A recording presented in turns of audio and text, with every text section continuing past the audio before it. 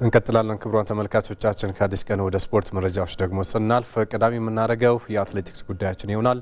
የኢትዮጵያ የአጭር መካከለኛና የ3000 ሜትር መሰናክልና እንዲሁም የሜዳ ተግባራት የክለቦች የአቋም መለኪያ ውድድር በትናንትናው ዕለት ተጀምሯል። ውድድሩ በቅርቡ ዓለም አቀፍ እውቅና በተሰጠው የአዲስ አበባ የዓለም አቀፍ አትሌቲክስ ማለማመጃ ስፍራ መካሄድ ተጀምሯል። ለክለቦችና ለተወዳዳሪዎች የውድድር እድልን መፍጠርን ዓላማው ባደረገ ውድድር 27 ክለቦች፣ አንድ የማሰልጠኛ ማዕከልና አንድ የስፖርት አካዳሚ እየተሳተፉበት እንደሚገኙም ጭምር ነው የተነገረው። በመጀመሪያ ቀን በተደረገ የፍጻሜ ውድድር በሴቶች ርዝመት ዝላይ ፓውል ኡመድ ከኢትዮጵያ ንግድ ባንክ 5.88 በመዝለል ቀዳሚ ሆና አጠናቃለች። በጸሎት አለማየሁ ከመቻል ከዛ ውጭ ደግሞ አስቴር ቶሎሳ ከሸገር ከተማ ሁለተኛና ሶስተኛ ደረጃን ይዘው ያጠናቀቁ አትሌቶች ናቸው። በአዲስ አበባ ስታዲየም እየተካሄደ በሚገኘው በዚህ ውድድር ላይ 363 ሴቶች እንዲሁም 475 ወንዶች በጥቅሉ 838 አትሌቶች እየተሳተፉበት እንደሚገኙ ታውቋል። ውድድሩ ዛሬ ቀጥሎ ይከናወናል። በተለይ በ100 ሜትር በሁለቱም ጾታ የሚደረጉ የፍጻሜ ውድድሮች፣ በ110 የመሰናክል ውድድሮችም እንዲሁ በሁለቱ ጾታዎች ፍጻሜ ውድድር ይደረጋል። ከዛ ውጭ ደግሞ የግማሽ ፍጻሜ ውድድሮችም በተለያዩ አይነቶች የሚከናወን ይሆናል። የሲቢ የኢትዮጵያ ፕሪሚየር ሊግ ሌላኛው መረጃችን ይሆናል። ትናንትና በ12ኛ ሳምንት በርካታ ጨዋታዎች ተደርጎበታል። በዚህም ሲዳማ ቡና ተጋጣሚውን አሸንፎ መሪነቱን ያጠናከረበትን ውጤት በኢትዮጵያ ፕሪሚየር ሊግ የነበረ መርሃ ግብር ነው። ትናንትና ጨዋታውን ያከናወነው ሲዳማ ቡና ሸገር ከተማን 2-0 በሆነ ውጤት አሸንፏል። ፍቅረ ኢየሱስ ተክለ ብርሃንና መስፍን ታፈሰ ደግሞ የአሸናፊነት ግቦችን ለሲዳማ ቡና ያስገኙ ተጫዋቾች ናቸው። ሲዳማ ቡና ከ3 ተከታታይ ጨዋታዎች ነጥብ መጣል በኋላ ነው ያቻ ውጤቶችን በተደጋጋሚ ማስመዝገቡ ይታወቃል። ትናንትና ግን የመጀመሪያ 3 ነጥቡን አሳክቷል። በውጤቱም በ25 ነጥብ ሊጉን እየመራ ቀጥሏል። ሶስተኛ ተከታታይ ሽንፈት የገጠመው ሸገር ከተማ በበኩሉ በ12 ነጥብ 15ኛ ደረጃ ላይ ይገኛል። እዚሁ አዳማ ላይ በተከናወነው ሌላኛው ጨዋታ ሀዲያ ሆሳዕና ሐዋሳ ከተማን አሸንፏል። ሀዲያ ሆሳዕና በተከታታይ ሶስተኛ ጨዋታውን ነው ማሸነፍ የቻለው። ትናንትና በተደረገው ጨዋታ 1-0 በሆነ ውጤት አሸንፏል። ብቸኛ የማሸነፊያ ግብን ደግሞ ጫላ ተሺታ ማስቆጠር ችሏል። ሀዲያ ሆሳዕና እንደሚታወቀው ሐዋሳ ሸገር ከተማን 2-1 በሆነ ውጤት አሸንፎ ነበረ ለጨዋታው የቀረበው ከተከታታይ አቻ ውጤቶች በኋላ። ነገር ግን ትናንት ዳግም ወደ ሽንፈት የተመለሰበትን ውጤት አስመዝግቧል። ሀዲያ ሆሳዕና ወላይታ ዲቻን ከዛ ባሻገር ሀዲያ ሆሳዕናን በሊጉ ትላልቅ ቡድኖች በማሸነፍ ተከታታይ ሶስተኛ ጨዋታውን በመርታት በ16 ነጥብ 9ኛ ደረጃ ከፍ ብሏል። ሐዋሳ ደግሞ በ20 ነጥብ 3ኛ ደረጃ ላይ ይገኛል። ሁለተኛ ደረጃ ላይ ከሚገኘው ፋሲል ከነማ እንዲሁም ከሊጉ መሪ ሲዳማ ቡና ጋር ያለውን የነጥብ ልዩነት የሚያጠብበትን እድል ሳይጠቀምበት ቀርቷል። አዲስ አበባ ላይ 2 ጨዋታዎች ተደርጓል። በትናንትናው ዕለት በዚህም አዳማ ከተማ ምድረገነት ሽረን 1-0 በሆነ ውጤት አሸንፏል። በጨዋታው ቢኒያም አይተን የክለቡን ብቸኛ የማሸነፊያ ግብን ያስገኘ ተጫዋች ነው። አዳማ ከተማ በባለፉት ጨዋታዎች ላይ ሲቸገር እንደነበር ይታወቃል። 3-1 በሆነ ውጤት ነበር በመቻል የተሸነፈው። ከዛ በኋላ ግን ዳግም ወደ አሸናፊነቱ የተመለሰበትን ውጤት ነው ትናንትና ማግኘት የቻለው። በ20 ነጥብ 5ኛ ደረጃ ላይ ይገኛል። በግብ ክፍያ ከሐዋሳ ከተማ አንሶ ምድረገነት ሽረ ደግሞ በ14 ነጥብ 12ኛ ደረጃ ላይ የተቀመጠ ሌላኛው ክለብ ነው። ትናንት የተከወነው ሌላኛው ጨዋታ ነገሌ አርሲን ከድሬዳዋ ከተማ ያገናኘ መርሃ ግብር ሲሆን ነገሌ አርሲ 3-0 በሆነ ውጤት አሸንፏል። ሀቢብ ከማል፣ ናትናኤል ሰለሞንና አለኝታ ማርቆስ የነገሌ አርሲን የአሸናፊነት ኳሶችን ከመረብ አገናኝቷል። ነገሌ አርሲ በ19 ነጥብ 6ኛ ደረጃ ላይ ተቀምጧል። በተለይ ወደ አዳማ ከተጓዘ በኋላ በጣም ስኬታማ ጊዜን እያሳለፈ ይገኛል ቡድኑ። ድሬዳዋ ከተማ ደግሞ በ16 ነጥብ 10ኛ ደረጃ ላይ የተቀመጠ ክለብ ነው። የሊጉ ጨዋታዎች ዛሬ ቀጥለው ይከናውናሉ። በተለይ መቻል ከኢትዮጵያ ቡና ቀን 9 ሰዓት ላይ የሚያደርጉት ጨዋታ፣ ኢትዮጵያ ንግድ ባንክ ከኢትዮጵያ መድን ቀን 10 ሰዓት ላይ የሚያከናውኑት መርሃ ግብሮች ናቸው እንግዲህ የሚጠበቁት። መቻል ባሳለፍነው ሳምንት በ11ኛው ሳምንት መርሃ ግብር ከተከታታይ አቻ ውጤቶች በኋላ ወራ ጥቅምት መጨረሻ አካባቢ ነበር የመጨረሻ ድሉ የነበረው። ከዛ በኋላ ባለፉት በርካታ ሳምንታት የአቻ ውጤትን ካስመዘገበ በኋላ ነበር አዳማን 3-1 በሆነ ውጤት ማሸነፍ የቻለው። ስለዚህ ከበርካታ ጊዜያቶች በኋላ ተከታታይ 3 ነጥቡን ለማስመዝገብ ከኢትዮጵያ ቡና ጨዋታውን ያደርጋል። ኢትዮጵያ ቡና በድሬዳዋ 2-1 ከተረታ በኋላ ከአሰልጣኝ አብይ ካሳውን ጋር መለያየቱ ይታወቃል። ስለዚህ ዛሬ በሌላኛው ረዳት አሰልጣኝ እየተመራ ኃይሉ አድማሱ የመጀመሪያ 3 ነጥብ ለማግኘት ከፍተኛ ጥረት ያደርጋል ተብሎ ይጠበቃል። ከዛ ባሻገር ኢትዮጵያ መድን ከሲዳማ ቡና ጋር ያቻ ውጤት አስመዝግቦ ኢትዮጵያ ንግድ ባንክ ደግሞ ከቅዱስ ጊዮርጊስ ጋር አንዳቻ በተመሳሳይ ውጤት ካጠናቀቀ በኋላ ሁለቱም ክለቦች 3 ነጥባቸውን ለማስመዝገብ እርስ በርስ የሚያደርጉት ጨዋታ ቀን 10 ሰዓት ላይ ይደረጋል። በዚህ መሰረት የ12ኛ ሳምንት ሲቢ የኢትዮጵያ ፕሪሚየር ሊግ መርሃ ግብሮች ፍጻሜያቸውን የሚያገኙ ይሆናል። ወደ ኢትዮጵያ ከፍተኛ ሊግ ደግሞ እናቀናለን። የኢትዮጵያ ከፍተኛ ሊግ ትናንትና የምድብ ለ ጨዋታዎች ተደርጎበታል። 2 ጨዋታዎች ሲስተናገዱበት ሁለቱም ያለምንም ግብ 0-0 ፍጻሜያቸውን ያገኙ ናቸው። በዚህ መሰረት አዲስ አበባ ከተማ ከቦዲቲ ከተማ 0-0 ጨዋታቸውን አጠናቋል። አዲስ አበባ በ5 ነጥብ 11ኛ ደረጃ ላይ፣ ቦዲቲ ደግሞ በ8 ነጥብ 8ኛ ደረጃ ላይ ይገኛሉ። ደብረ ብርሃን ከተማ ከሶሎዳ አድዋ በተመሳሳይ ውጤት ፍጻሜውን ያገኘ ጨዋታ ሲሆን በ10 ነጥብ 5ኛ ደረጃ ላይ ይገኛል ደብረ ብርሃን። ከዛ ውጪ ሶሎዳ አድዋ በ8 ነጥብ 7ኛ ደረጃ ላይ የተቀመጠ ቡድን ነው። የምድብ ላይ የመጨረሻ ጨዋታዎች ዛሬ ይደረጋሉ። በተለይ የሊጉ መሪዎች ሀላባ ከተማ ከደሴ ከተማ ቀን የሚያደርጉት ጨዋታ ይጠበቃል።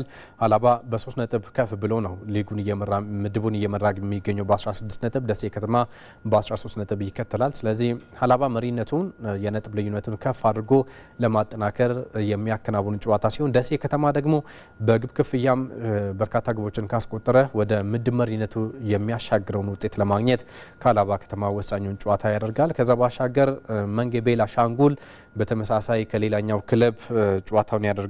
አዲስ ከተማ ክፍለ ከተማ ከሀላባ ከተማ በ3 እና በ4 ነጥብ ዝቅ ብለው ነው እነኚህ ሁለቱ ክለቦች መንጌ ቤላ ሻንጉልና አዲስ ከተማ ክፍለ ከተማ የሚገኙት። እነኚህም ወደ መሪነት ለመጠጋት የሚያደርጉት ትልቅ ጨዋታ ነው የሚሆነው። ስለዚህ በምድቡ የመጨረሻ መርሃ ግብሮች ትላልቅ ጨዋታዎች የሚስተናገዱበት ይሆናል። ወደ አፍሪካ ዋንጫ እናልፋለን። የአፍሪካ ዋንጫ የምድብ የመጨረሻ ጨዋታዎች እየተከናወኑ ይገኛሉ።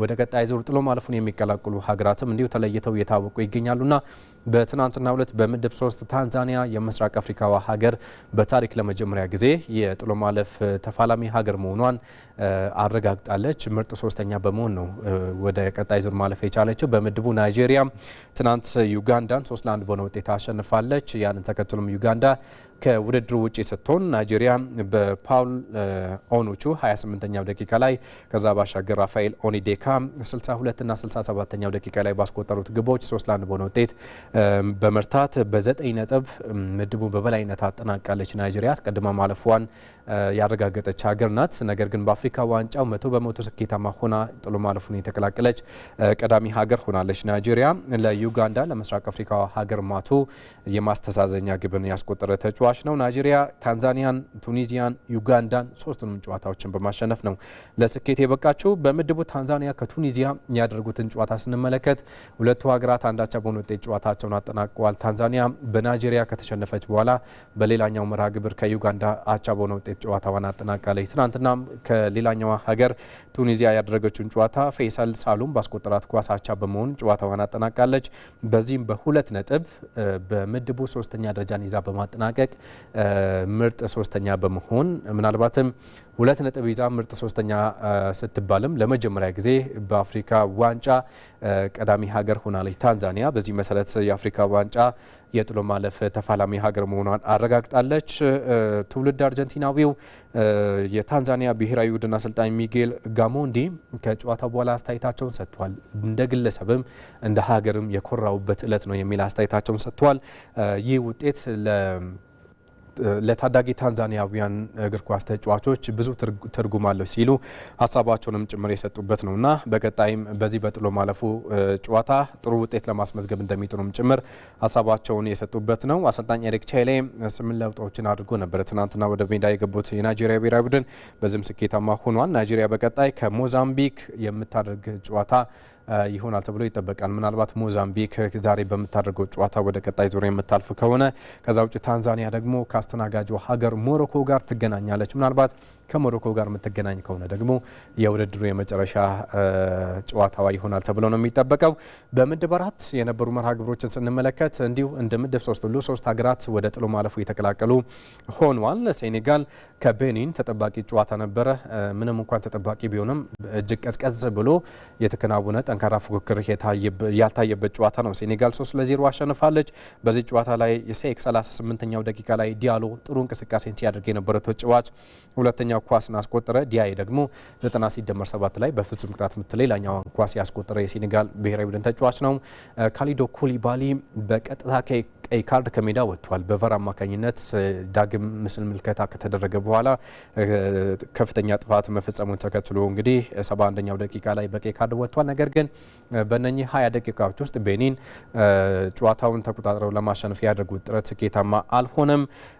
በውጤቱም ሴኔጋል በ7 ነጥብ ምድቡን በበላይነት አጠናቃ ጥሎ ማለፉን የተቀላቀለች ሀገር ስትሆን በሌላኛው ጨዋታ ቦትስዋና ዲአር ኮንጎ ጋር ያደረጉት ጨዋታ በዲሞክራቲክ ሪፐብሊክ ኮንጎ 3-0 አሸናፊነት ተጠናቋል። ዲአር ኮንጎ እና ሴኔጋል እኩል 7 ነጥቦችን ይዘው ወደ ቀጣይ ዙር ያለፉ ሀገራት ናቸው።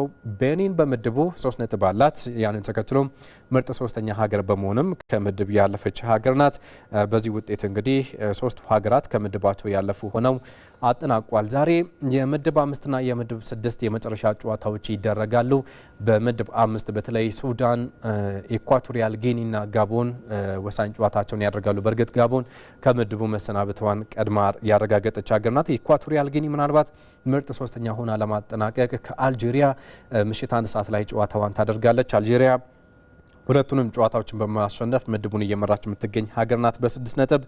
ሆኖም ግን ኢኳቶሪያል ጊኒ ምንም ነጥብ የላትም። 3 ነጥብ ካገኘች ግን ምርጥ ሶስተኛ የመሆን እድል አላት። ሱዳን ከቡርኪና ፋሶ በዚህ ምድብ ቡርኪና ፋሶ ናት ሌላኛዋ ሀገር። የሚያደርገው ጨዋታ በተመሳሳይ ሰዓት ይደረጋል። ምሽት 1 ሰዓት ላይ ሱዳን አንድ ጨዋታ ማሸነፏ ይታወቃል። ኢኳቶሪያል ጊኒን 1-0 በሆነ ውጤት ዛሬ ካሸነፈች ከአልጄሪያ ጋር በኩል 6 ነጥብ ይኖራታል። ምናልባት አልጄሪያ ከተሸነፈች ደግሞ በግብ ክፍያ ታይቶ እንግዲህ አላፊ ቡድን ቀዳሚ ሆኖ የሚያጠናቅቅ ቡድን የሚለይ ይሆናል። ነገር ግን እጅግ በርስ ጦርነት እየተቸገረች የምትገኘው ሱዳን ዛሬ ወደ ቀጣይ ዙር ለማለፍ 1 ነጥብ በቂዋ ይሆናል። ማሸነፍ ደግሞ ሙሉ በሙሉ በዋናነት የምታረጋግጥ ይሆናል። በምድብ 6 የመጨረሻው ምድብ ስንመለከት ጋቦን ከአይቮሪ ኮስት እንዲሁም ደግሞ ሞዛምቢክ ከካሜሩን የሚያደርጉት ጨዋታዎች ይጠበቃሉ። ጋቦን ከምድቡ ኦልሞስት የተሰናበተች ሀገር ናት። ነገር ግን ኮትዲቯር የምድቡ አናት ላይ ሆና ለማጠናቀቅ የምታደርገው ጨዋታ ይሆናል። ሞዛምቢክ ካሜሩንን ካሸነፈች፣ ኮትዲቯር ከተሸነፈች የምድቡ መሪ ሆና ማጠናቀቅ እድል አላትና ሁለቱም ምድብ ላይ የሚደረጉ ጨዋታዎች ምሽት 4 ሰዓት ላይ ይጠበቃል። ካሜሩን 20 ጊዜ በአፍሪካ ዋንጫው ተሳትፎን አድርጋ 8 ጊዜ ለፍጻሜ በቅታ 5 ዋንጫዎችን ማሳካቷ ይታወቃል። ለመጨረሻ ጊዜ 2019 ላይ ነው ያሳካችው። 2023 ላይ በጥሎ ማለፉ መሰናበቷ ይታወቃል። የክብሩ ባለቤት የሆነችው ኮትዲቯር ደግሞ ዘንድሮም ድንቅ እንቅስቃሴን እያደረገች ዛሬ የመጨረሻ የምድብ ጨዋታዋን የምታደርግ ይሆናል። ወደ እንግሊዝ ፕሪሚየር ሊግ የገና ሰሞን ጨዋታዎች ደግሞ እናልፋለን። ትናንትና እጅግ ተጠባቂ ጨዋታ ነበረ በአርሰናልና በአስቶን ቪላ መካከል። ይህን ጨዋታ አርሰናል 4-1 በሆነ ውጤት በማሸነፍ መሪነቱን ያጠናከረበት ከማንቸስተር ሲቲ በ5 ነጥብ ልዩነትን ያሰፋበት እለት ነበረ። በጨዋታ እንቅስቃሴ በመጀመሪያው አጋማሽ አስቶን ቪላ ጥሩ እንቅስቃሴን ያደረገበት ነበር። በተለይ በኦናና አማካኝነት ተጫዋቹ በሁለተኛው አጋማሽ በጉዳት ምክንያት ወደ ሜዳ መግባት ሳይችል ቢቀርም በጣም በጥሩ እንቅስቃሴ በግል ብቃቱ ያለቁ ኳሶችን እያመቻቸ ለነ ኦሊ ዋትኪንስ ሲያመቻች እንደነበር ማንሳት ይቻላል። ነገር ግን በነኚህ አጋጣሚዎች አስቶን ቪላ ግብ ማስቆጠር ባለመቻሉ ምክንያት ዴቪድ ራያ ኢላማቸውን የጠበቁ ሙከራዎችን በማምከንም ጥሩ ነበር። ማቲካሽ፣ ቡባካር ካማራ በጣም ወሳኝ የሚባሉ የአስቶን ቪላ የወቅቱ ምርጥ ተጫዋቾች በቅጣት ምክንያት ያልነበሩበት ጨዋታም እንደመሆኑ መጠን አርሰናልን በተወሰነ መልኩ ዲክላን ራይስ በጉዳት ያልነበረበት ነው። ነገር ግን ቲምበር በቋሚ ያሰላለፍ ውስጥ የገባበት ከጉዳት መልስ ገብርኤል ማጋሌዥም በዋናነት የሱ መኖር ደግሞ ለአርሰናል ውጤት ማማር ትልቁ ሚና የተወጣ ነው። ማጋሌዥ ካለ ከማዕዘን ምት የሚሻገሩ ኳሶች ወደ ግብነት የመቀየር እድላቸው እጅግ የሰፉ ናቸው። ትናንትና ኤሚሊያኖ ማርቲኔዝ ምንም እንኳን ጥፋት የሰራ ቢሆንም በሱ ስህተት ቢሆንም ማጋሌዥ ግብ አስቆጥሮ አርሰናል ቀዳሚ ሆኗል። ከዛ በኋላ ደግሞ ጨዋታው ቀጥሎ ማርቲን ዙቢሜንዲ በተለይ ሳንቾ እግር ስር የነበረችውን ኳስ ኦዲጋርድ በጥሩ ሁኔታ ተቀብሎት እንግዲህ እጅግ አስደናቂ ኳስ በማመቻቸት ዙቢሜንዲ ደግሞ በጥሩ ሁኔታ ከመረብ በማሳረፍ አርሰናል 2-0 መምራት ችሏል። ቀጥሎ ትሮሳርድ በወቅቱ ጥሩ እንቅስቃሴን እያደረገ የሚገኘው ሌላኛው የአርሰናል ተጫዋች ተጨማሪ ኳስን አስቆጠረ። ጋብሪኤል ጄሱስ ተቀይሮ በመግባት ሌላኛዋን አራተኛ ኳስን አስቆጥሯልና በጥቅሉ 4-0 ለማሸነፍ ተቃርቦ ኦሌ ዋትኪንስ 94ኛው ደቂቃ ላይ ሌላ ኳስ በማስቆጠር 4-1 በሆነ ውጤት ፍጻሜውን አግኝቷል። ኡናይ ኤምሪ በተደጋጋሚ አርሰናል ላይ የበላይነት ወስዷል። አርሰናል ለዋንጫ ተቃርቦ ባለፉት የውድድር ዓመታት ሁለተኛ ደረጃን ይዞ ሲያጠናቀቅ አስቶን ቪላ በነኚህ ጨዋታዎች ማሸነፉ ይታወቃልና በነኚህ ውጤት ማጣቱ ደግሞ ዋንጫውን እንዲነጠቅ አድርጎታል። ዘንድሮም ከ20 ቀናት በፊት አሸንፎታል። ነገር ግን በኤምሬትስ ዳግም የደርሶ መልስ ጨዋታው ሊያሸንፍ ይችላል በሚል ቅድመ ግምቶችም ሲያገኝ የነበረ ቡድን ነው። ነገር ግን አስቶን ቪላ ኡናይ ኤምሪ ከ11 ተከታታይ ጨዋታዎች ማሸነፍ በኋላ ለአርሰናል እጅ ሰጥቷል። በሁለተኛው አጋማሽ የኦናና አለመኖር መሀል ሜዳ ላይ ሰፊ የበላይነት እንደተወሰደባቸውም ጭምር ሀሳባቸውን ሰጥቷል። 2025 ለክለቡ እጅግ ስኬታማ ውጤት እየተመዘገበ እንደሚገኝ ሚኬል አርቴታ ከጨዋታው በኋላ ሀሳቡን ሰጥቷል። ከዛ ውጭ ግን 2026 ላይ ከነገ ጀምሮ 2026 ይገባል። ጠንካራ ስራ ሰርተን ምንፈልገው ለማሳካት እንጥራለን የሚል ሀሳቡን ሰጥቷል። በዚህ ዓመት ይህንን የማሳካት እድል እንዳላቸውም ጭምር ነው ሚኬል አርቴታ ሀሳቡ መስጠት የቻለው። በመጨረሻ ጨዋታ ላይ ልክ የፊሽካ ድምጽ ከተሰማ በኋላ ኡናይ ኤምሪና ሚኬል አርቴታ አልተጨባበጡም ነበር። በተለይ አሰልጣኝ ኡናይ ኤምሪ አስተያየታቸውን ሰጥተዋል በዚህ ጉዳይ ላይ። ልክ የፊሽካ ድምጽ ከተሰማ በኋላ አርቴታን ጠብቄ ነበር፣ እሱ ግን ከቡድን አጋሮቹ ጋር ከአሰልጣኞቹ ጋር ደስታውን ለመግለጽ ፍላጎት ነበረውና እሱም መጠበቅ አልነበረብኝም፣ ወደ መልበሻ ክፍል ገብቻለሁ የሚል ሀሳባቸውን ሰጥተዋል። ከዛ ውጭ ግን በእንቅስቃሴ ጥሩ ነበርን፣ ኦናና መውጣቱ ከፍተኛ ጫና ፈጥሮብናል፣ በጉዳት ከሜዳ መውጣቱ የሚል ሀሳብ ነው ኡናይ ኤምሪ መስጠት የቻሉት። 45 ነጥቦችን ይዘዋል አርሰናል። ማንቸስተር ሲቲ 40 አስቶን ቪላ ደግሞ በ39 ነጥብ ከአርሰናል ጋር በነጥብ የሚስተካከልበት እድል ሳይጠቀምበት ቀርቶ ሶስተኛ ደረጃ ላይ ይገኛል። ማንቸስተር ዩናይትድ ዳግም ትናንትና ነጥብ ጥሏል። አንድ ጊዜ ያሸንፋል፣ በሁለተኛ ጨዋታ ደግሞ የሚሸነፍበት አቻ ነጥብ የሚጥልበት አጋጣሚ በተደጋጋሚ እየተስተዋለ ይገኛል። የሩበን አሞሪም ቡድን 20ኛ ደረጃ ላይ ከሚገኘው ወልቭስ ነው ተከታታይ 12 ጨዋታዎችን ማሸነፍ ካልቻለው ቡድን ጋር ተገናኝተው በሜዳውና በደጋፊዎቹ ፊት ነጥብ ጥሎ እንግዲህ ጨዋታውን አጠናቋል።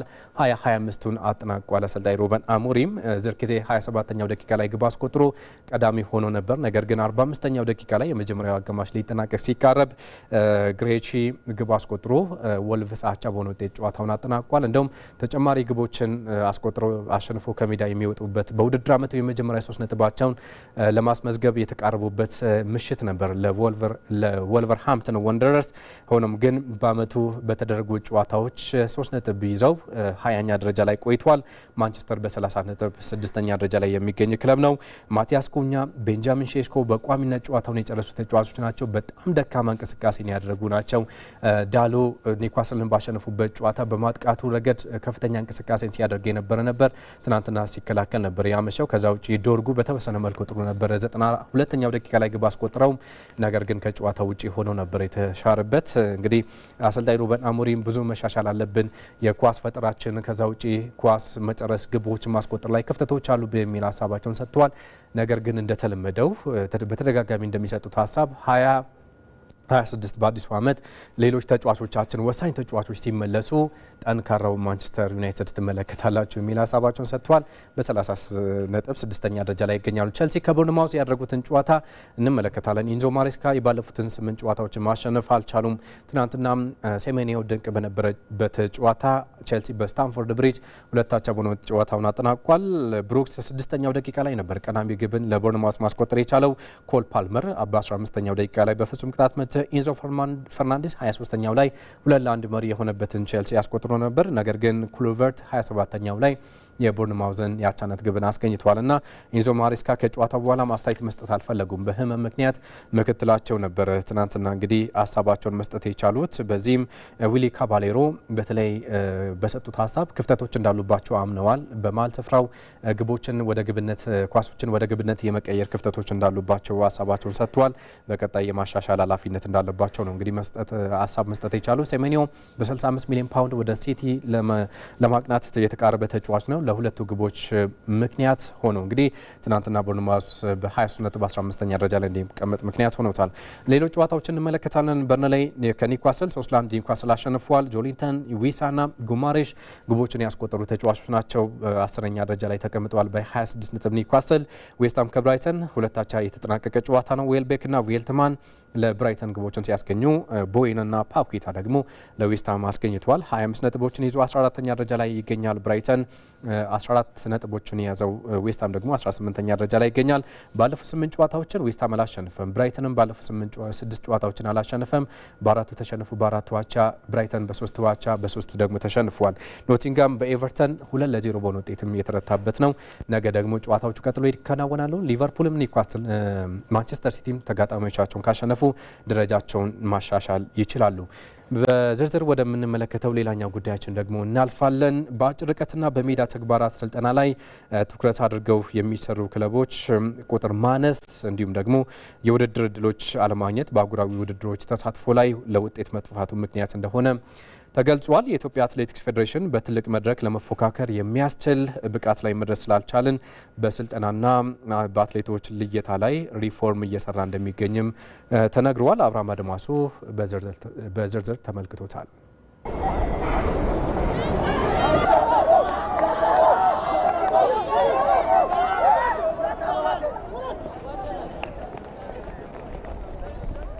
በኢትዮጵያ አትሌቲክስ ታሪክ ብቅ ጥልቅ ከሚሉ ድሎች የዘለለ ተከታታይና ወጥነት ያለው ውጤትን በአጭር ርቀትና በሜዳ ተግባራት ውድድር ላይ ማሳካት አልተቻለም። ለወትሮም የውድድር እድል ችግር የሚነሳበት ይህ ዘርፍ በአህጉራዊ መድረኮች ያለው ውጤትም እየተቀዛቀዘ መጥቷል። ያልዘመነው የስልጠና መንገድና ለርቀቱ ትኩረት የሚሰጡ ክለቦች ቁጥር ማነስ ደግሞ ከምክንያቶቹ ተጠቃሽ ናቸው። አብዛኛው አትሌቶች ጋር ቀርበ ብትጠይቅ ተስፋ የመቁረጥና ቻንስ አለማግኘት ተስፋ ነው የሚያስቆረው። ኦልሬዲ ሰዓት አምጥተ ውጭ ትራይ መታረቅ ከሆነ ላንተም ተስፋ ነው። ራስህንም ታለ ምንድነው የቀረኝ የምትለውን አይተ ትመጣለ።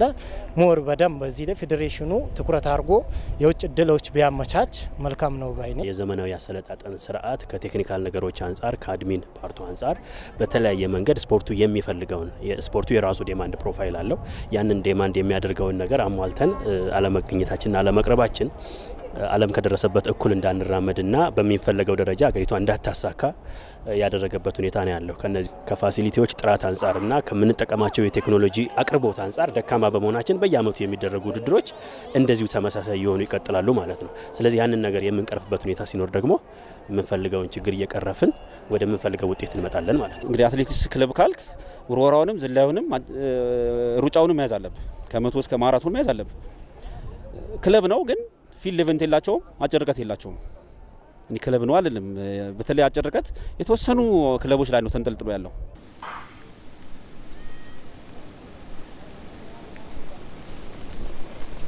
ለረዥም ርቀት ውድድሮች የተሻሉ የውድድር እድሎችን በማይገኙበት ርቀት የሚገኙ አትሌቶችን ችግር ለመቅረፍ በሀገር ውስጥ ያሉ ውድድሮችን ማብዛት አንደኛው አማራጭ ነው። የኢትዮጵያ አጭር ርቀት፣ መካከለኛ 3000 ሜትር መሰናክልና የሜዳ ተግባራት የአቋም መለኪያ ውድድር በአዲስ አበባ ስታዲየም መካሄድ የጀመረ ሲሆን አቅም ከመፈተሽ ባለፈ ለአህጉራዊ ውድድር መዘጋጃ እንደሚሆንም ተጠቁሟል። ከውድድር ርቀው ነው የሚቆዩት። የመጀመሪያው ውድድር ነው እንደ ኢትዮጵያ ሲካሄድ ማለት ነው።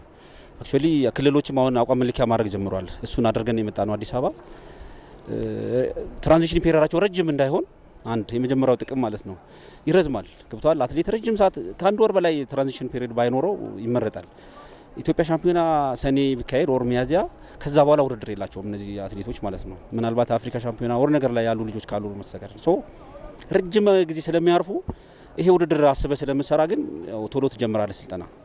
ስለዚህ ለአትሌቶቹ ብዙ ጥቅም አለው። አቋም መለኪያችን ነው። ከክረም ጀምሮ ስንሰራ ነበር። አሁን ላይ ምን ላይ ያለን የሚለውን ራሳችን እንድናይ ጥሩ ጠቀሜታ አለው።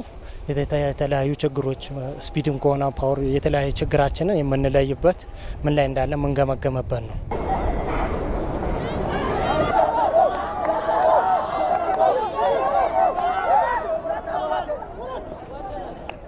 አትሌቶችን ለማበረታታት የምንጠቀምበት አንዱ ውድድር ይሄ ነው። ውጤታቸውን እያስመዘገቡ ራሳቸውን እየመዘኑ ወደ ማናጀር እንዲሄዱ ወደ ክለብም እንዲሄዱ እድል የሚፈጥርላቸው የውድድር አይነት ነው። ቀላል አይደለም። ባልዘመነው የስልጠና መንገድና ባልተለወጠው የውድድር አካሄድ ውስጥም ቢሆን አሁንም የዓለም አቀፍ የውድድር ደረጃን የሚያሟሉ ሰዓት ያላቸው አትሌቶች እንደሚገኙበትም ተነግሯል። እንዲህ አይነት ውድድሮች ሁሉንም ልጆች ባይሆኑ ቶፕ የሆኑትን ከየፊልዱ ስፔሻል የሆኑ ልጆችን ቢሞከሩ ይቀየራል ብዬ አስባለሁ እና ባይገደብ ጥሩ ነው ብዬ ነው ማስበው።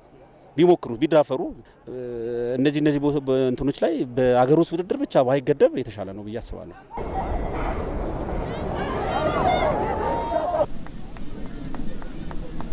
ትኩረት ማድረግ ያስፈልጋል። በቃ ስፖርቱ የሚፈልገውን ሎጂስቲክ ማዘጋጀት፣ ስፖርቱ የሚፈልገውን ስልጠና መስጠት፣ ስፖርቱ ደግሞ የሚፈልገውን እንክብካቤ ከደሞዝ ክፍያ፣ ከአመጋገብ ስርዓት፣ ከሁሉም ጋር ከትጥቅ ከሁሉም ነገር ጋር ይህንን አሟልተን ማስራት ከቻልና ታሌንት ኤሪያ ላይ አትሌቶችን በመመልመል ልክ አካዳሚዎችን እንደሚጠቀሙበት እነዚህን ኤሊቶችን ልዩ አትሌቶችን ወደዚህ በመምጣት አስፈላጊ የሆነውን ድጋፍ ካደረግንለት እርግጠኛ ነኝ መካፈል ይቻላል። ባለሙያዎቹ ይህንን ቢሉም ፌዴሬሽኑ ገና በትልቅ መድረክ ለመፎካከር የሚያስችል ብቃት ላይ አልደረስንም ይላል። ለዚህም በስልጠናና በአትሌቶች ልየታ ላይ ሪፎርም እየሰራ እንደሚገኝ የፌዴሬሽኑ ስራ አስፈጻሚ ኮሚቴ አባል ኢንስትራክተር አድማሱ ሳጂ ለኢቲቪ ተናግረዋል።